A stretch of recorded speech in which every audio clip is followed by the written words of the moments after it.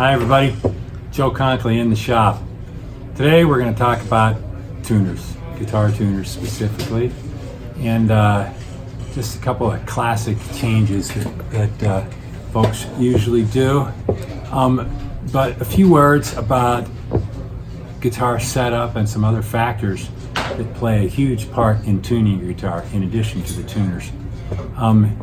If you're having tuning problems on your guitar where you can't keep the guitar in tune, a lot of folks look to the tuners as the first option to fix, because that can be pretty straightforward, changing out a set of tuners with the exact same make and style. But there's a lot of other factors that go into tuning the guitar, and the big one would be the proper setup of the guitar. And we've talked a lot about setup here before.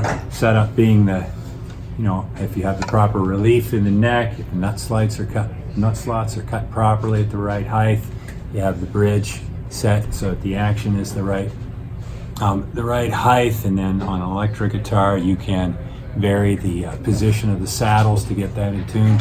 If you don't have that stuff going for you and set up properly, the tuners are not going to get your guitar in tune for you, or make it to play in tune. Another huge factor in all that are these, and this. Given a guitar that is completely set up with a high-end set of tuners that work fantastic, you still have to use your hands and your ear and let your brain function those two to play in tune. If you're not fingering the chords properly, putting the right amount of pressure on, and your right hand attack has to also match that, and your ear has to be able to hear those slight differences in tuning that your hand can affect. So I've seen at a picking party, for instance, a couple of really great players, no matter what instrument you would hand them, whether it would be their personal instrument or something a little lower end that wasn't that great, they still sounded like that player, and that player could still play in tune because a large portion of what was going on there was in his hands and his ear and his brain coordinating all that to make that happen. So keep that in mind. But so in my mind, one of the main reasons to change tuners might be to upgrade the quality so that getting in tune is easier. Certainly if the tuners are slipping, that is a problem. But again, I don't find that happen as often as the setup of the guitar being the answer to get the guitar in tune. But so in my mind, one big reason that folks change tuners, and it's a good reason, is just to get a different look. It's a different style going. For instance, on this 1974 D28, it has the original Grover Rotomatic tuners, sealed gear tuners with one tab and screw on the back to hold them on, and a screw-on bushing on the top. Tuners that are very popular these days are the open gear tuners from the older vintage style Martins. Like here we have this is a Martin stamped Godot tuner and a Grover open back tuner. Nice quality open back tuners that could give you that vintage look. The main difference besides the open back and the closed back, is this bushing on the top. These tuners come with the press fit bushing that presses into the hole here. These tuners come with that screw-on bushing. Let's take one of these off. Let's see which one. Let's take one of these off. There's that screw-on bushing right there. It has a threaded sleeve there, a washer here, and we will take the tuner completely off. So that's the first thing you got to do to take those tuners off. Just take that bushing off, and this small screw on the back.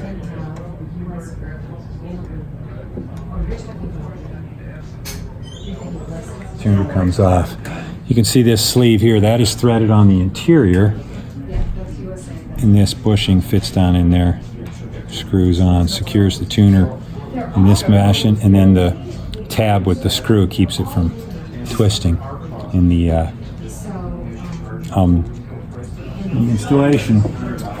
So the hole that fits that is sized for this sleeve, and it's usually around 3/8 or somewhere in that neighborhood.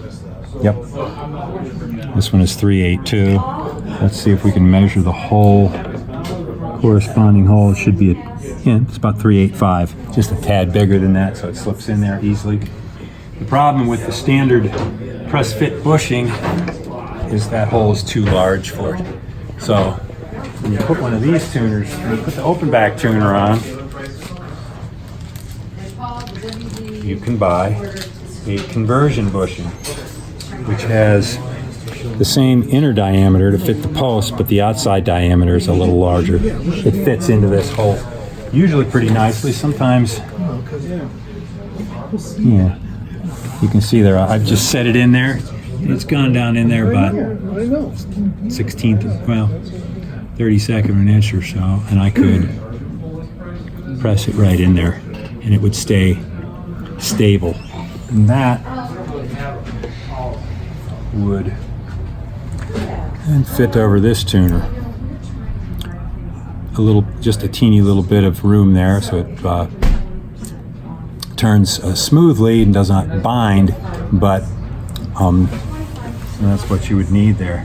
The other thing that you have to do is to consider the tabs and the screws. This has 2 tabs, 1 screw, 90 degrees to that. If you're lucky, these 2 holes match up. And it will there. You can see that hole will match up there. All we'd have to do then is drill the corresponding hole here for that other screw. This tuner does come with its own set of bushings and screws. The outside diameter of these bushings is a little bit smaller than this conversion bushing.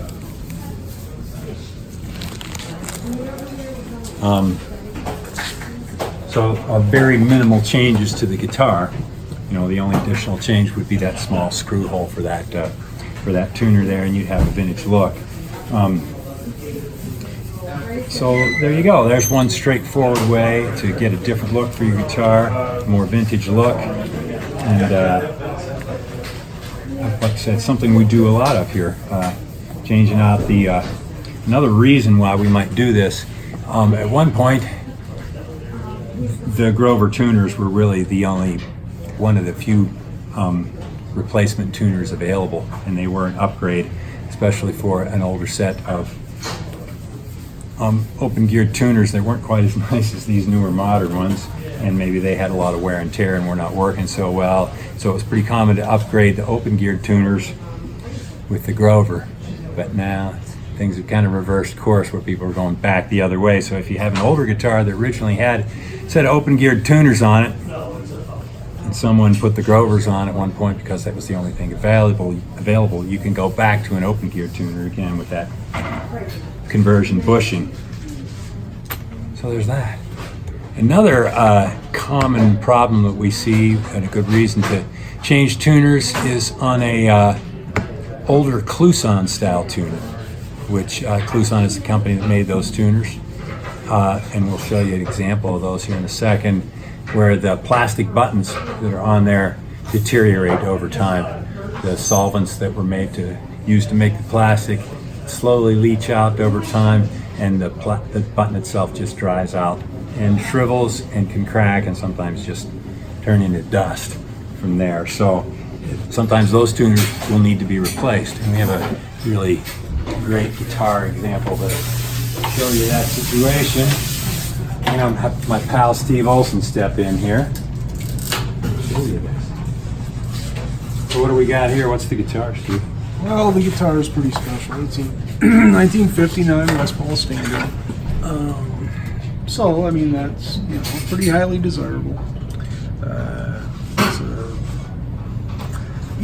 The customer, he decided before he brought it in to put it on assignment that he would change the tuners himself. So he purchased a replacement set that's a direct replacement. So it still has the original bushings. These are the original screws. To replace the original tuners instead of replacing the buttons and saving the original tuners and keeping them on the headstock. So they're included. You can see here that the buttons, they get pretty crispy over time. The celluloid, cellulose, whatever the natural material was, it was like a pre-modern plastic, and it does. It shrinks and gasses off. Celluloid binding and pick guards are like the bane of repair people and guitar collectors, because the instruments are kept in the case for an extended period of time.